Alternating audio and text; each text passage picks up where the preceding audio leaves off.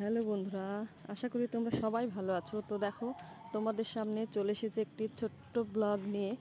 তো দেখো, বিশেষ করে একটা নতুনদের জন্য, নতুন সেলাই শেখে যারা, তাদের জন্য এটা দেখানো।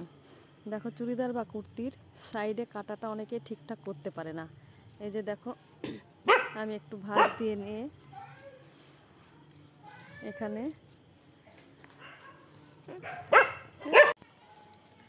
হ্যালো বন্ধুরা, দেখো তোমরা আশা করি সবাই ভালো আছো।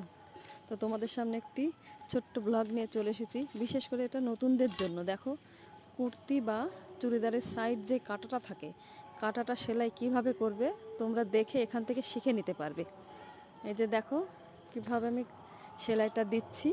এই যে এখানে যখন করবে একটু 1 ইঞ্চি সিটটা ছেড়ে রাখবে।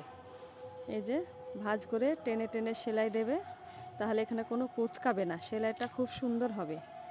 এই দেখো, এখানে আমাকে সুচটা বসিয়ে নেবে, বসানোর পরে আবার ঘুরিয়ে নিয়ে এখানে গিট মেরে